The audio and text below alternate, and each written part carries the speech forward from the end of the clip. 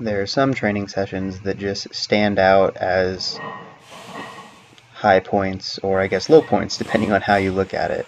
And this particular session is, I feel pretty confident saying, without a doubt, the most ridiculous and intense deadlift workout that I've ever had, that I've ever planned to do, and that I've ever completed, all in the same time. So, spoiler alert right up, I went for my 4 triples of 90%, and for this particular training block that has it at 685, I knew that if I hit that for a 1 set, that would be a legitimate 3 rep PR. I've done more than that for an almost triple, but I've never actually done more than that and gotten all 3 reps to lock out without something weird happen. The only time I've ever done more was a week out from my the meet where I pulled 750. I pulled a 700 triple, but the weight fell off halfway through the 3rd rep, so I didn't actually get to that. And leading into that, I had never done anything this crazy. So the idea was to hit all 12 reps at this 90% and then drop down to 80% and do 12 more reps. And I'm not going to lie, this was the most mentally taxing group of 4 sets that I've ever had to get through on a deadlift, because I just was so tired by the end of it. It was so taxing. I'm not used to hitting multiple top sets anymore, and these all ended up pretty good. So I tried to do all of them kind of in silence. I wanted to eliminate any kind of psych up ritual. I wanted to take away any kind of hype, just because I knew that if I got myself to a heightened emotional state for one of these sets, that it would be tough to duplicate it, and it really was. So I waited until the very last set before I put on any music, and I think that ended up being beneficial. I almost didn't go for the 4th set because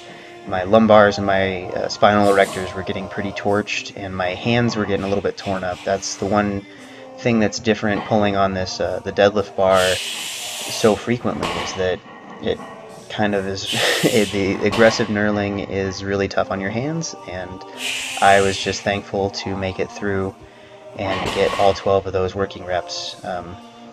It was an awesome feeling. You can tell just even by my voice right now how tired I am as a result of that. Afterwards, I dropped the weight down to 80% and did 12 total reps. I was going to do 4 sets of 3, but my hands were just so shot that after this first set, I said, you know, I'd rather just not have to let go and then grab onto the bar 3 more times. So I did 7 reps on this second set, and honestly, I should have just done all 9 and been done with it, but I stopped at 7 because I didn't want to get into PR territory and push myself too much. And the last double that I did to finish out the rest of the reps ended up being probably harder than just sticking around and pulling that 605 for an extra 2 initially would have been, but that is the way it goes. And I do want to take a little bit of time here and give a special shout out and thank you to my beautiful girlfriend Jess. After my squats, I was pretty beat up last time, and it's gonna sound weird, this phrasing, but I had to recover aggressively. I had to put a lot of time and focus into my mobility work, into my nutrition, into my sleep the last couple of days. And I've mentioned before that when you get to a certain level of pursuit of excellence or pursuit of a dream or goal that you have, I don't really consider it a sacrifice that you're making. I consider it a sacrifice to all the people that you care about and that care about you.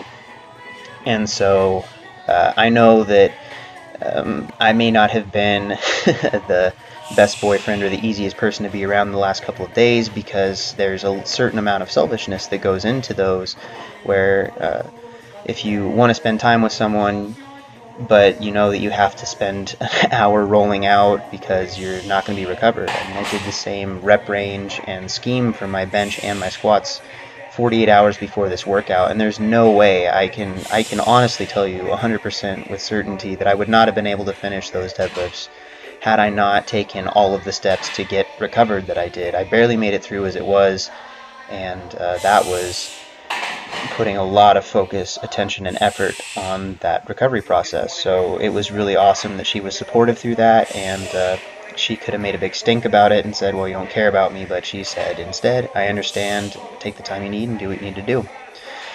So after the deadlifting, I went on to the benching, and you saw right there I hit a couple of heavy weights with that slingshot. That was the second time that I've used that in this training block. The first time it was a little ridiculous with 315, and so I worked up to a 360 single without it, and then I said, okay, I'll put this on and get some overload so I can get used to having some heavier weights in my hands so I'm not as shocked when I get to the meet. I haven't really handled anything over, I think, 370 this training block, and I'm anticipating on benching more than that. So you have to kind of get used to it and not be thrown off when the weight is heavy and you get that lift off at the meet. And so I worked up, hit 360 for 5, 390 for 3, which is what I'm calling my my single right now.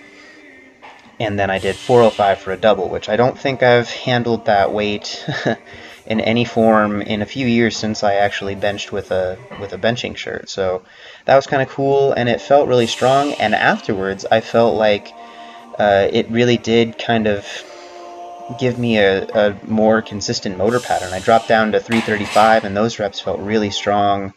The weight felt light in my hands, and I felt like I had really awesome control. Even at the bottom, I think that the slingshot kind of reinforced some good pressing motor patterns for me, and I have to say that I found it to be useful, which I was not expecting to be the case as a raw bencher who never really saw the point of it before. I think I might have some use for that in the future. Not all the time, but in circumstances like this, yeah, it was a good experience. So thank you guys for watching. I hope you enjoyed the video. I apologize I can't be a little more animated for you, but honestly, I just need to get a little bit of food and go to bed. So you guys will be seeing this the next morning. Means I survived. Thank you all for your support. I appreciate it a lot, and I will talk to you again soon. Have a great weekend.